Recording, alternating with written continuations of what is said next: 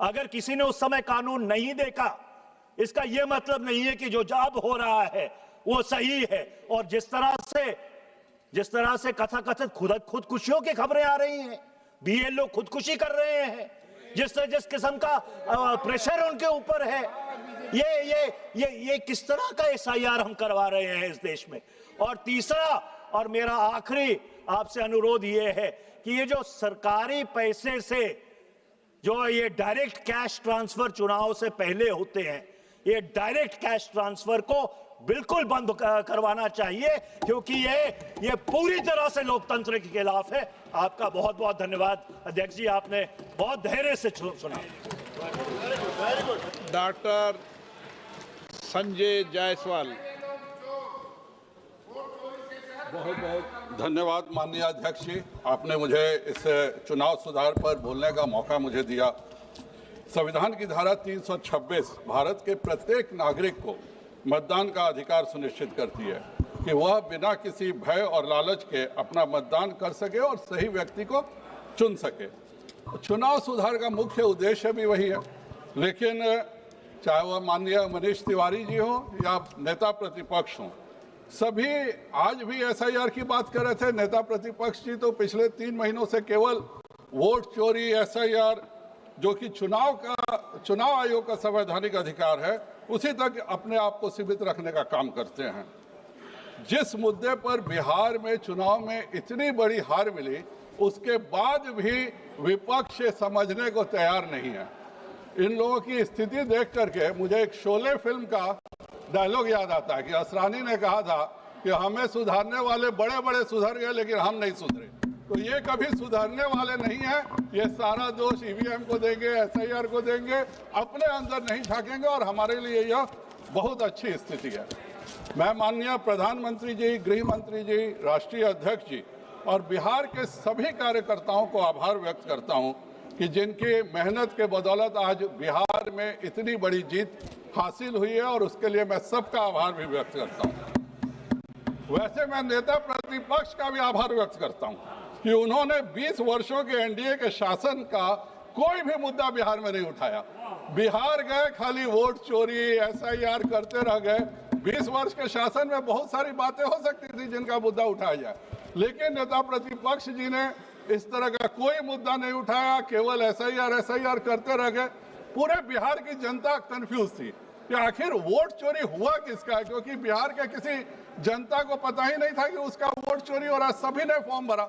83% हमारे नागरिकों ने स्वयं एसआईआर का फॉर्म भरा है, और लोकतंत्र की इससे बड़ी जीत का उदाहरण कुछ हो ही नहीं सकता।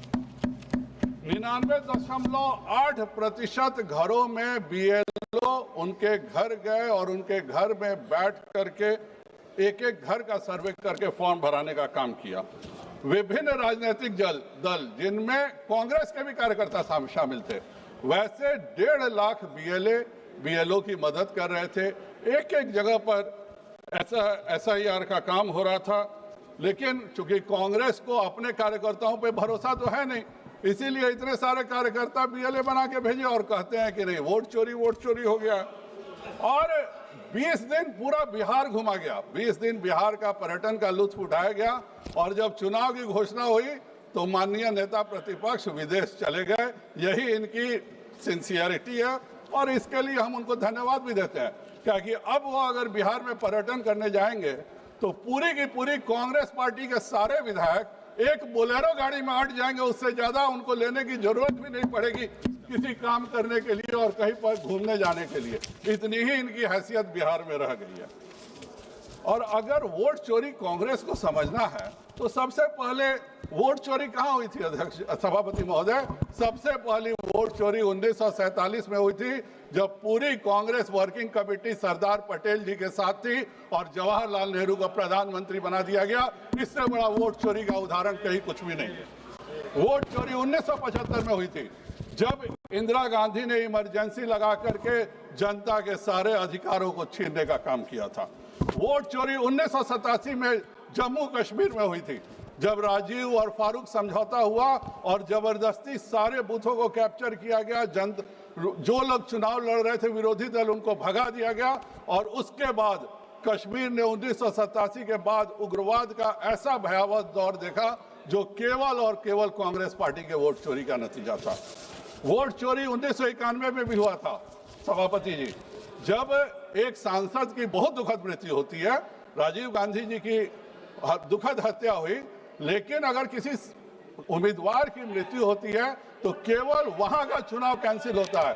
पहली बार हम लोगों ने चुनाव आयोग को वोट चोरी करते देखा कि राजीव गांधी जी की हत्या के बाद पूरे देश का चुनाव कैंसिल कर दिया गया और 21 दिन अस्थियों को लेकर घुमाया गया, तब चुनाव किया गया। मणिकम टैगोर वोट चोरी इसको कहते हैं।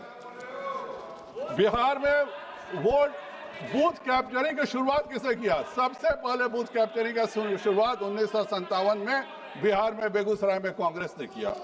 1985 में जिस बैलेट के वोट की आज बात कर रहे हैं कि ईवीएम गलत है, बैलेट सही है, उसका मैं बता रहा हूं सभापति जी। 1985 में बिहार के चुनाव में 63 हत्याएं हुई इलेक्शन के दौरान। 1990 में 87 हत्याएं हुई चुनाव के दौरान, और एक इस साल का भी चुनाव हुआ है कि हत्याएं और वायलेंस हो जाने दीजिए, एक भी बूथ पर रिपोल नहीं हुआ, और यही चुनाव आयोग की सबसे बड़ी सफलता है और मैं उसको धन्यवाद देता हूं। परंतु मनीष जी ने इसके लिए एक बार भी धन्यवाद नहीं दिया कि बिहार में इतना पीसफुल इलेक्शन पहली बार हो गया। नहीं तो इसके पहले भी चुनाव आयोग ने 1995 में बिहार में पीसफुल इलेक्शन का प्रयास किया था टीएन शेषन जी के नेतृत्व में। तो यही कांग्रेस पार्टी ने उस समय अध्यादेश लाकर 2 चुनाव आयुक्त और बना के टीएन शेषन के अधिकार कम करके वोट चोरी और बूथ कैप्चरिंग की खुली छूट कांग्रेस पार्टी ने दिया था। आज जब 12 राज्यों में 51 करोड़ नागरिकों का एसआईआर के द्वारा वोटर पुनर्निरीक्षण हो रहा है, तो इंडी गठबंधन को दिक्कत क्या है? उसका दिक्कत मैं बताता हूं। बिहार में जब एसआईआर हुआ है तो 35 लाख लोग ऐसे मिले जिन्होंने फॉर्म 6 भरा ही नहीं। हो सकता है बिहार से बाहर भी गए हों, पर यह भी हो सकता है कि वो लोग बांग्लादेशी और रोहिंग्या हो जो डर के मारे फॉर्म 6 नहीं भरा, और यही चीज जो है वह हमारे कांग्रेस के साथियों को बहुत पीड़ा देता है कि अगर बिहार में फॉर्म 6 नहीं भरने वाले 35 लाख लोग हैं तो ये बंगाल में कितने होंगे? इसी वोट पॉलिटिक्स के लिए ये चिंतित हैं।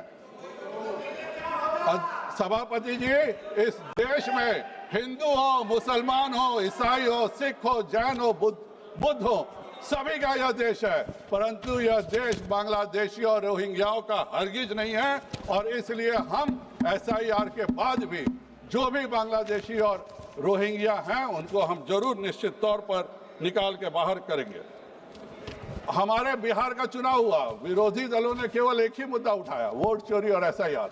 और आज भी देख रहे हैं कि बंगाल से लेकर सभी जगह एसआईआर की चर्चा हो रही है, लेकिन बंगाल के चुनाव में हम घुसपैठियों की चर्चा तो करेंगे ही, लेकिन उसके साथ तृणमूल के कुशासन की भी हम चर्चा करेंगे। हम बंगाल में बहुसंख्यक समाज पर होने वाले अत्याचार की भी चर्चा करेंगे। हम जो माननीय अटल बिहारी वाजपेयी जी ने जो कहा था 2026 में वही बंगाल में होने जा रहा है। अंधेरा छटेगा, सूरज निकलेगा और बंगाल में इस बार कमल खिलेगा, कोई उसको रोक नहीं सकता है। क्योंकि बिहार तो हमारा हो गया, अब बंगाल की बारी है। यूपी में आप हो ही नहीं, कहीं चिंता मत करो, यूपी में तो आपका पता भी नहीं चलेगा। सभापति महोदय, भारत रत्न डॉक्टर बाबा साहब भीमराव अंबेडकर जी ने संविधान सभा में अनुच्छेद 324 पर चर्चा करते हुए कहा था, I quote, the heart of democracy is a free and fair election, and free and fair election begins with a clean electoral roll. तो आज जब अगर क्लीन इलेक्टोरल रोल होगा तो क्या दिक्कत है?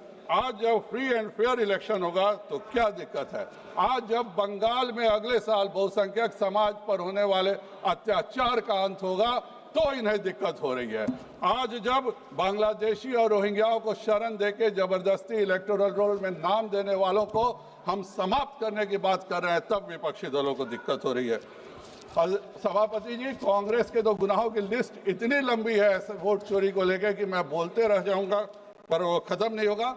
लेकिन आज चुनाव सुधार की बात है।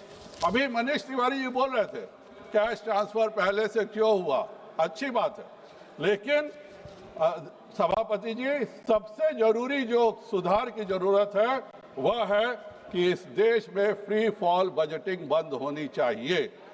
और कितना बजट है बिहार सरकार का, किसी भी राज्य सरकार का पता नहीं, और हम वादा किए जा रहे हैं।